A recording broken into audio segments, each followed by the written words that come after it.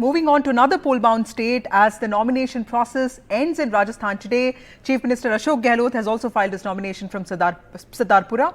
Both BJP and Congress are grappling with the issue of rebels. Remember that Rajasthan has voted out the incumbent government in all elections since 1990. Not only rebels, but also smaller parties and independents have played a key role in most of the elections that have been held in the state. While the contest in other states has become bipolar, this category called Others continues to garner nearly 1/5 of the total votes in Rajasthan. To talk about this and the factors that play a prominent role in parties deciding who their candidates will be, we have NDTV's consulting editor Mayank Mishra and political analyst Avinash Kalla with us. Mayank, thank you very much for joining us. Tell me, you have looked at the data of the state very closely. Can you tell us what has been the voting pattern region-wise and the voting behavior of different castes, and what really explains Rajasthan's propensity to change government every 5 years? Too many questions clubbed together, so I will try to attempt some answer. I will look at why the propensity to change every 5 years, and I will present two sets of data here. One is regarding safe seats, and a safe seat is one where a particular party is more likely to win, and generally whenever a particular party wins that seat 3 times in a row, that seat is considered safe. So and another set of data is how narrow victories have been, and not just last election but previous elections also. So I will talk about narrow margin first. In five of the last 6 elections, we noticed that average victory margin has been 10% or less, which is constantly declining. And then I closely looked at data of last election, 2018 election, and found out that victory margin was less than 5% in 59 seats, and most of the seats went to BJP. And victory margin was just 1% in 13 seats, or less than 3% in 40 seats, which means nearly a third of seats could have gone either way if margin because of narrow margin. Another parameter is about safe seats, and I have already defined what is considered a safe seat. What we did was we looked at last 6 elections, and we saw the number of safe seats. Or our parameter is any party winning 4 out of 6 times will be considered, that seat will be considered safe for the party. If we follow the 4-time criteria, BJP has some 43 safe seats and Congress has 31 safe seats, which is evenly balanced almost. If we follow 5 wins out of 6, then BJP has 19 safe seats and Congress has 7, which means margin of safety or level of safety BJP enjoys is slightly higher, but still there are lots of seats which are up for grabs, and those seats change hands every 5 years.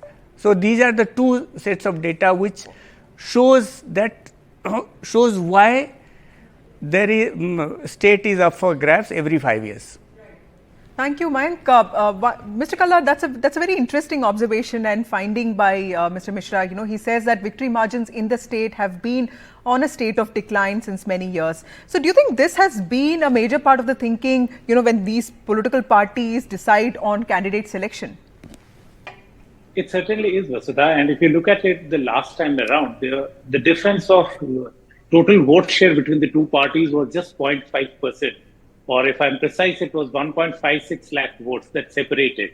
So only this was the vote difference, and the seat difference was close to 27.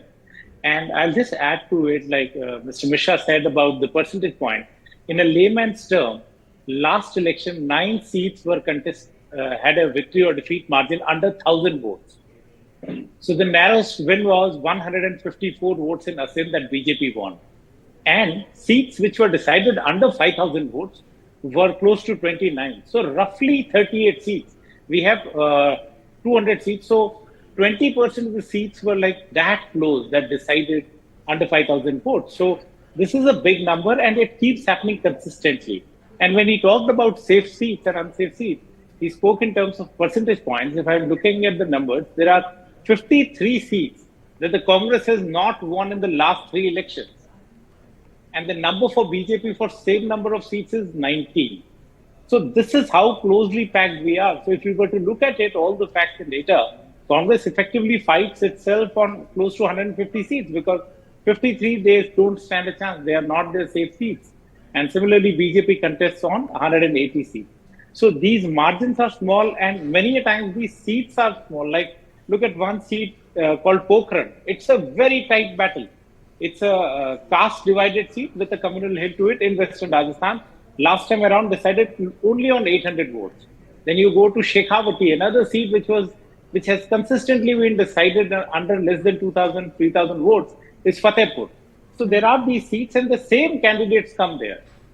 Like it or not, why we are seeing, despite all the claims of survey and everything, if you pick up the Congress and BJP list this time around, Congress, it looks like is running on 218 lists.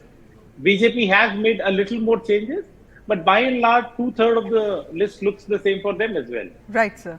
Mr. Mishra, your examination of data, just going through it, also says while influence of certain castes has remained consistent, their loyalties have undergone shifts. Does caste still remain, an important factor in elections in Rajasthan? Yeah, yeah. This is very scenario in Rajasthan is unlike many other states.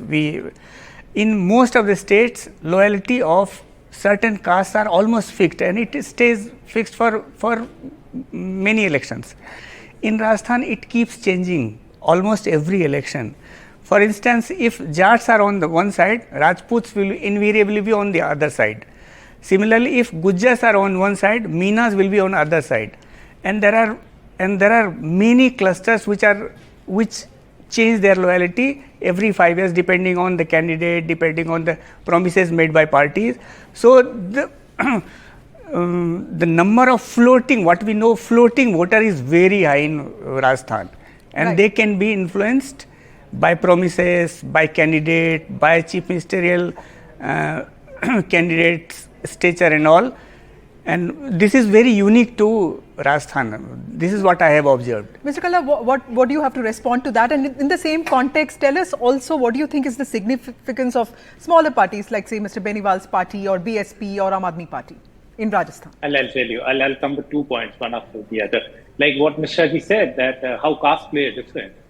In 2008, when Vasudha Raje Scindia was voted out of power, the Meena group rebelled. And that was the only factor why they lost. The BJP got 78 seats. Kirodilal Meena's faction moved out in eastern Rajasthan.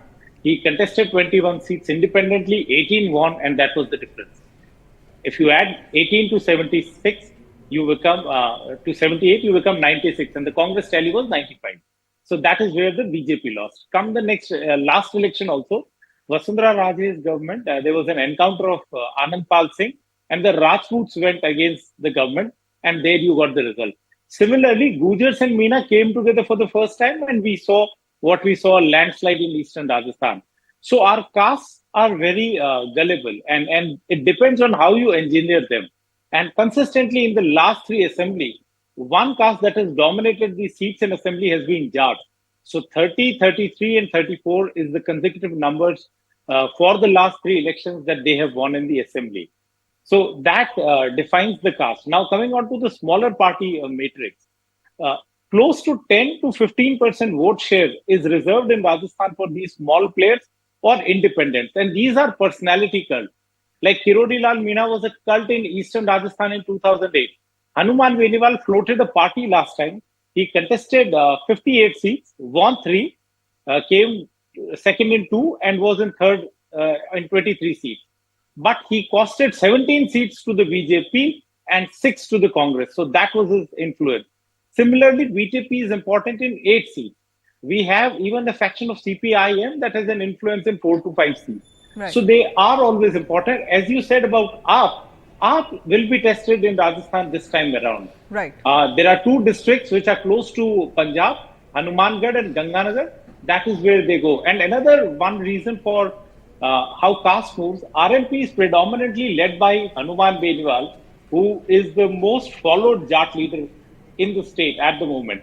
He can swing 10 to 12,000 votes. So what he does is he picks up rebels from other parties and fields them. And so the rebel gets a vote of his own workers and caste, and Hanuman adds another 10, 12,000 to it. So they become sizable. Right. Right. Thank you, Mr. Kalla, for those interesting details. Thank you, Mr. Mishra and Avinash Kalla, for joining us on the factors that influence Rajasthan elections, on the reasons why the election remains close every time.